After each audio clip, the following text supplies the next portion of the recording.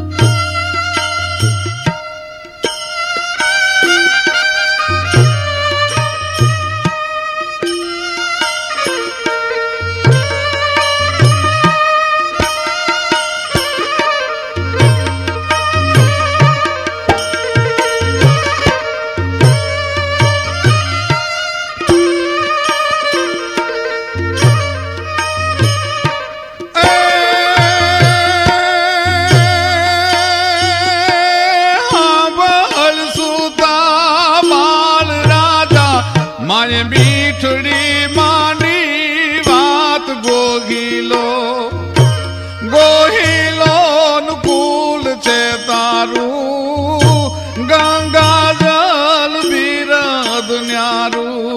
એ ગોહિલો કુલ છે તારું, ગંગા જલ બિરદ ન્યારું. એ ગોહિલો કુલ તમારું,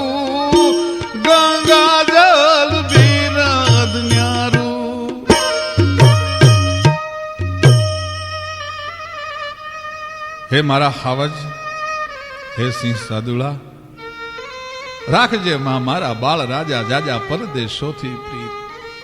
જોજે હો, બ્રિટિશના રંગે રંગાતો ની બાપ, તું તો ઘરે ઘરે ઘોડા હાંકી અને પ્રજાના સુખ દુઃખની વાતને પૂછજે. ઈ ભાવનગર મહારાજા અને એના ભાવનગર રાજના એકવાર મહેમાન બની અને પ્રસિદ્ધ એ વખતની નાટક કંપની મૂળજી આસારામ, મૂળજી આસારામની નાટક કંપની આજે ભાવનગરના મહારાજાને જુદા જુદા ખેલ બતાવે છે. એમાં એક દિવસ ભરતુહરીનો ખેલ, પણ એવો મૂળજી આસારામ જે પાત્ર લે, કઈક ખેલા ખપી ગયા વિધ વિધ પહેરીને વેહ પણ ભજીવા વીણીની ભભૂતિયા કોઈ દી નાવે મોજ નરેશ. મૂળજી આસારામમાં એવડી મોટી તાકાત હતી, પોતે એવા અભિનેતા હતા, એવો અભિનય કરે અને જે પાત્રને અનુરૂપ બની જાય. એમાં ભરતુરીના પાત્રની માથે તેથી ભાવનગરનો મહારાજા 18 ભાદરનો ધણી ઓળખોળ બન્યો. વાહ સાબાસ. અને મોજના તોરા મિલ્યા છૂટવા ભાઈઓ. કહ તૂટે કડિયા ધણી પછી અંગની ઉંડળિયા, હામવી હામે ના મોજ તહલી માણાવતી. તો કહ તૂટે કણિયા તળી પછી અંગની ઉંડળિયા, કહું મંડી તૂટવા ભાઈ ભાવનગર મહારાજ. પગની માલભાઈ એ વખતના જમાનામાં હોનાનો હવાશેરનો જે તોડો પહેર્યો હતો, એ તોડાનો ભાવનગર મહારાજાએ ઘા કર્યો કે લ્યો આ તમને ભાવનગરનો મહારાજા 18 પાદરનો ધણી તોડો આપે છે.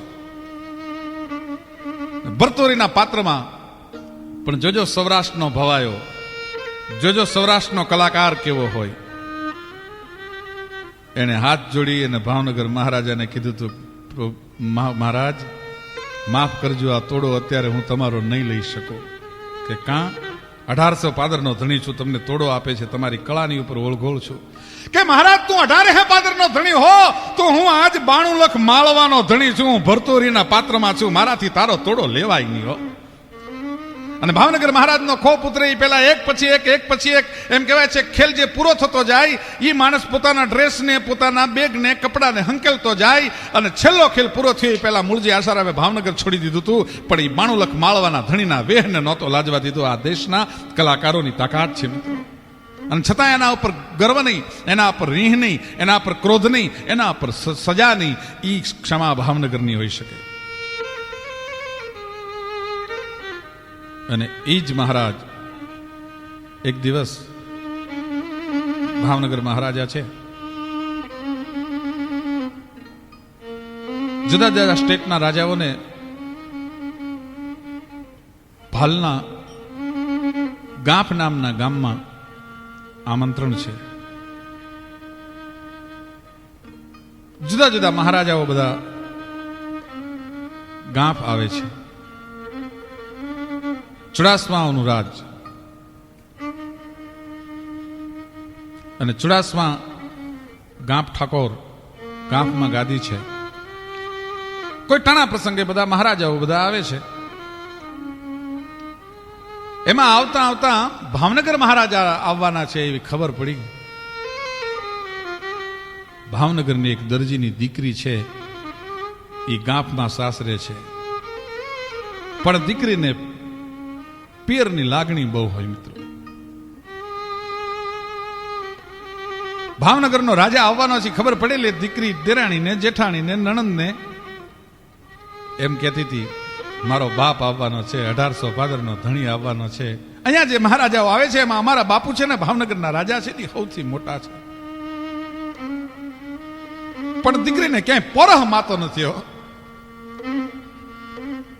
દીકરી જીવતરમાં બધું સહન કરી શકે છે, પણ દીકરી બે વાત સહન નથી કરી શકતી. ઘણા પ્રસંગોમાં સમાજમાં જોયું છે આપે કે ધણી દારૂડિયો હોય, ઢોર માર મારતો હોય, ઉહકારો ન નીકળે દીકરીના મોઢામાંથી. પણ ભૂલે ચૂકે જો પિયરિયાને ગાળ દેવાઈ જાય, ભૂલે ચૂકે પોતાના મા બાપ કે ભાઈને ગાળ દેવાઈ જાય તો દીકરી સહન ન કરી શકે. ઢોર માર સહન કરી શકે, પરોણાની હોળી ઉપડી ગઈ હોય એટલો માર પડતો હોય, પણ દીકરી કોઈ દી પિયર પક્ષને ગાળ દે સહન ન કરી શકે. અને દીકરી પોતાના પિયરનું મેણું સહન ન કરી શકે. અને એમ જ્યારે દીકરીના હૈયામાં પિયરિયાના પક્ષનો કોઈ પણ માણસ આવ્યો હોય, એ ગડગડતી દોટ કાઢીને દહે આંગળીના ટાચકા બોલાવીને બેન ઓવારણા લેતી હોય, એના હૈયામાં હરખ હોય મારો હગો પહેલો આવ્યો હોય એટલો. એ આજ ભાવનગર મહારાજા આવવાના છે, દીકરીને ખબર મંડી પડવા એટલે દીકરી પોરહાય છે બધાની પાસે. એમાં બધા સ્ટેટના જયારે હામૈયા થવાના હતા, હામૈયામાં ગામડા ગામનો રિવાજ છે, પાણીની હેલું લઈ મોતી ભરેલી ઈંઢોણીઓની માથે હેલું મૂકી દીધી હોય, અબિલ ગુલાલ કંકુ ચોખાથી વધાવતા હોય, હામૈયાના ગીતો ગાતી ગાતી બેનો દીકરીઓ બધા ગાંફના પાદરે ભેળા થયા છે. એમાં નણંદ પૂછે છે ભાભી તમે 3 દિવસથી એમ કહેતા હતા કે મારો બાપ આવવાનો છે, 18 પાદરનો ધણી આવવાનો છે, આમાં તમારો બાપ કયો? અને તે દિવસે એ દીકરીના મોઢામાંથી શબ્દ નીકળ્યા હતા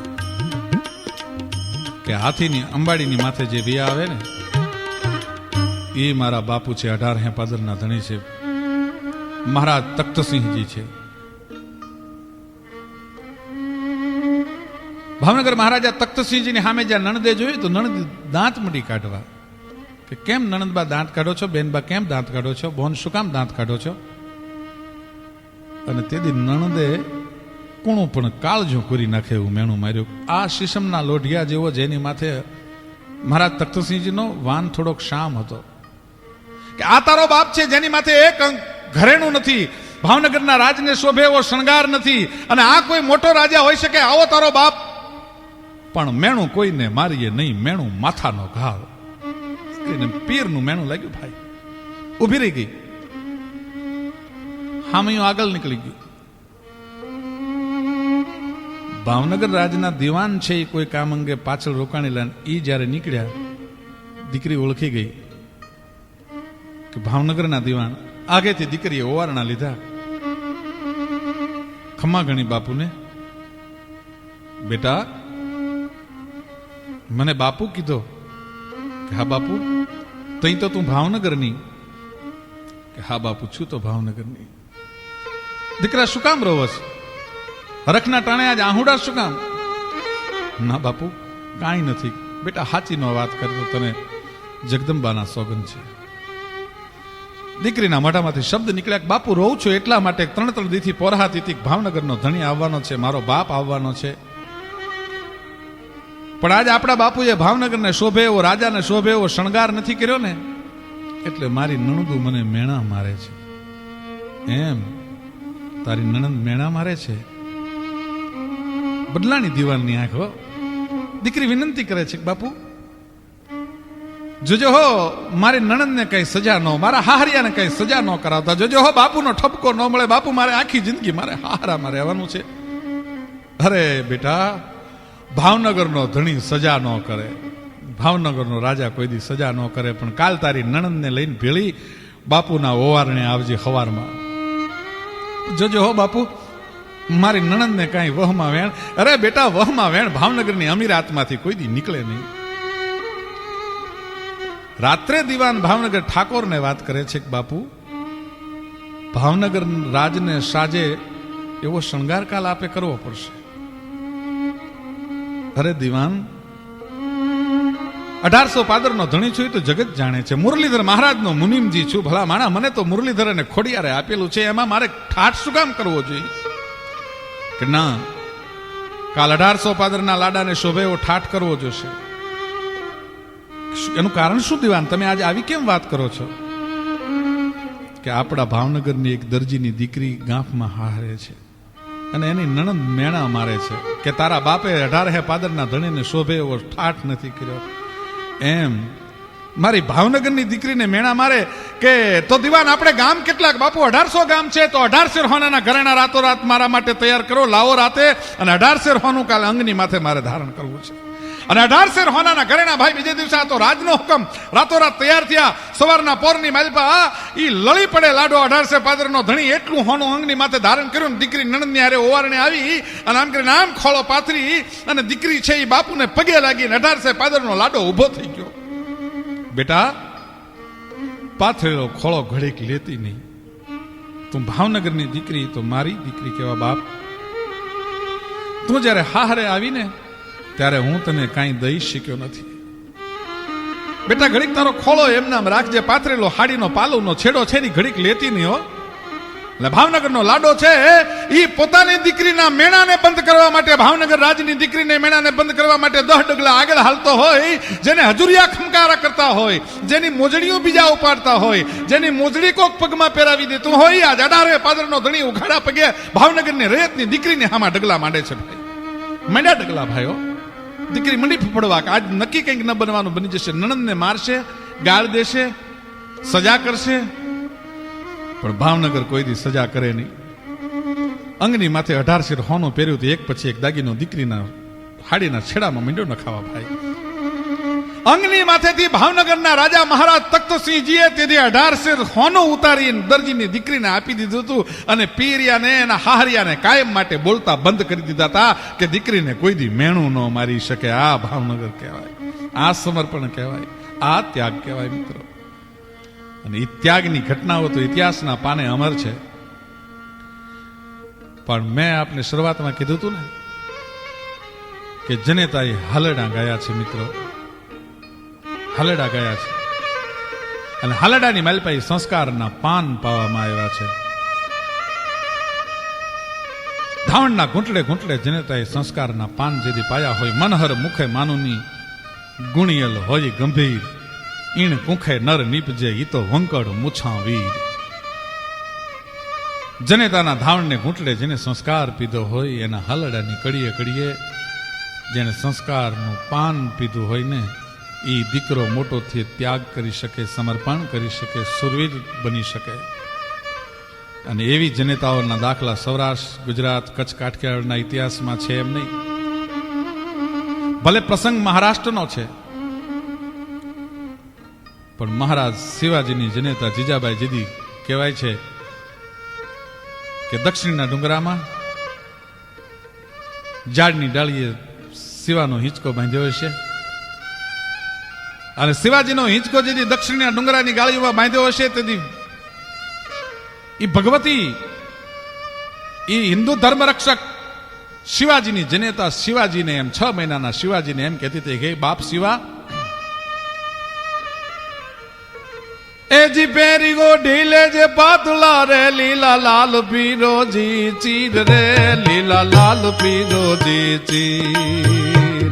કાયા તારી લોજ માનાશે ઢાંકણ તે દી ઢાલ નો થાશે. કાયા તારી લોજ માનાશે ઢાંકણ તે દી ઢાલ નો થાશે.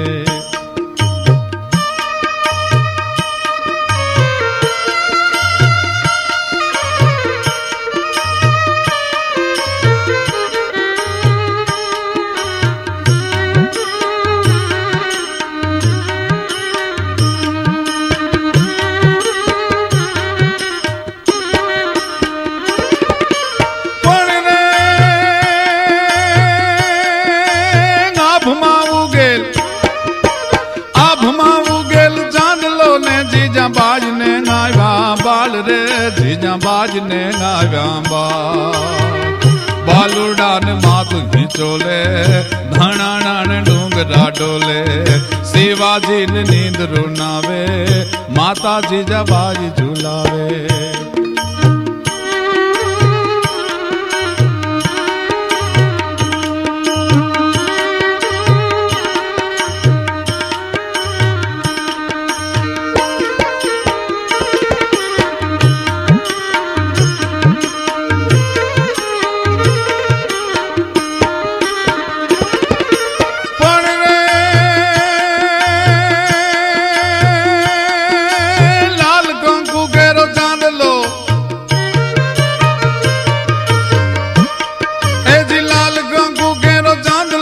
ભાલે તાણ જે કેસર ગાઢ રે ભાલે તાણ જે કેસર ગાઢ.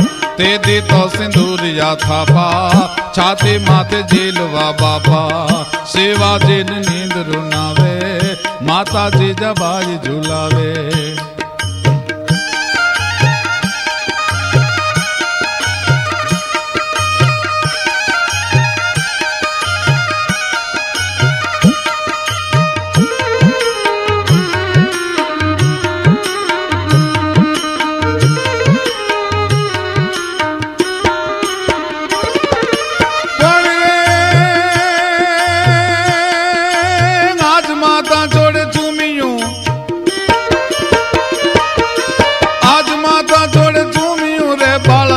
જે બેવડ ગાલ રે બાળા ઝીલ જે બેવડ ગાલ.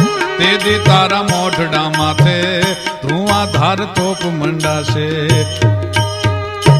અને છેલ્લે મને તમને ભારત વર્ષના તમામ યુવાનોને શિવાજીની જનેતા જીજાબાઈ એક સંદેશો આપે છે કે સુઈ લેજે મારા કેસરી રે તારી હિંદવાણું જુએ વાટ રે. શિવા હિંદવાણું જુએ વાટ. હે મારા ભારત વર્ષના વીરવર જવાનો, એકલા શિવાજી માટે આ વાત નથી, પણ ભારત વર્ષના તમામ જવાનોને આજ જ્યારે હિન્દુ ધર્મ જોખમમાં છે ત્યારે શિવાજીની જનેતા જીજાબાઈ એમ કે છે કે હે મારા ભારતીના સપુત્રો, તમને એક વાત મારે કરવી છે. શું? એ જી સુઈ લેજે મારા કેસરી રે તારી હિંદવાણું જુએ વાટ રે તારી હિંદવાણું જુએ વાટ. એ હવે જાગી વેલો આવ બાલુડા એ માને હાથ ભેટ બંધાવા. એ જાગી વેલો આવ જે વીરા એ ટીલું માનું લોહીનું લેવા.